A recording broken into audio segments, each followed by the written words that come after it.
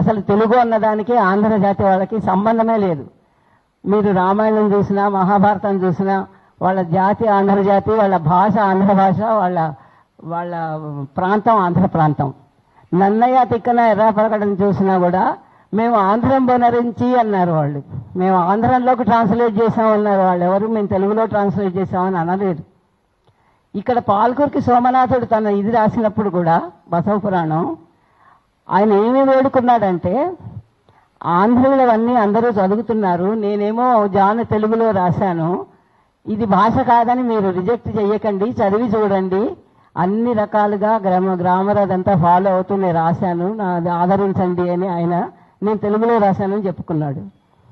ఇప్పుడు బౌద్ధుల ఆరామాలు అక్కడ ఇక్కడ ఉన్నవి చూసినా కూడా అక్కడ వాళ్ళు ఆంధ్రం అనే వాడారు, ఇక్కడ తెలుగు అని వాడారు.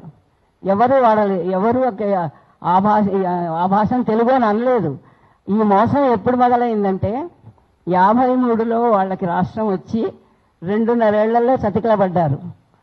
ఏమీ వాళ్ళు అసలు చూసుకోకుండా 12.5 కోట్లు అప్పు చేశారు కేంద్రం దగ్గర. కేంద్రం ఇంకా చేతులు ఎత్తేసింది, మేము ఇవ్వలేము మీకు, మీ ఇష్టం వచ్చింది చెయ్యండి అని. అప్పుడు వాళ్ళకి గుర్తొచ్చింది, నిజానికి ఇద్దరు తెలుగు వాళ్ళు అయితే అప్పటికే 52లో మనం వేరయ్యి మనది పెట్టుకున్నాం కదా నిజాం గారిని. మరి 53లో వాళ్ళు అయినప్పుడు అప్పుడే మొదలవ్వాలి కదా, ఈ 2 తెలుగు రాష్ట్రాలు అక్కడ చెయ్యండి అని. అప్పుడు మొదలు కాలేదు. 54లో మళ్ళీ ఎస్ఆర్సీ అది వేస్తారు అన్నప్పుడు వాళ్ళకి ఆర్థికంగా చతికిలు పడిపోయి అప్పులు చేసి ఆ ప్రాంతం గురించి ఇప్పుడు వాళ్ళే కాదు, అప్పుడు నాయకులు కూడా ఎవ్వరూ ఆంధ్ర ప్రాంతంలో లేరు, వాళ్ళంతా మెడ్రాస్లో ఉన్నారు. సంజీవ్ రెడ్డి బెదిరించాడు నెహ్రూని, ఏమని, నువ్వు కర్నూలు రాజధాని చేయకపోతే నేను మెడ్రాస్ నుంచే పాలిస్తాను అని. దానికి లొంగి కర్నూలు అన్నారు. ఆ కర్నూలు ఏం డెవలప్ చేశారు? ఒక్కటి కట్టారా? ఒక్క భవనం కట్టారా? ఒక్కటి చేశారా? చేయలేదు. వాళ్ళకి ఆ ప్రాంతం మీద అసలు ప్రేమ అన్నది లేదు.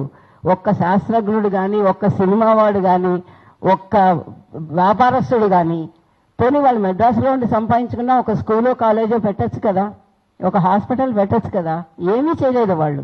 ఆ 3 ఏళ్ళు ఊరికే కూర్చుని తర్వాత ఇక్కడ యాక్చువల్లీ ఇంకా విచిత్రం ఏంటంటే, వాళ్ళు ఫస్ట్ సభ చేసుకుంటూ కర్నూలులో మొట్టమొదటి సభ చేసుకుంటూ సంజీవ్ రెడ్డి ఏమన్నాడంటే, ఏది బెదిరించిన ఆయన, కర్నూలే కావాలని బెదిరించిన ఆయన ఏమన్నాడంటే, అందరూ చాలా ఉత్సాహంగా ఉన్నారు హైదరాబాద్ వెళ్ళిపోవడానికి అన్నాడు.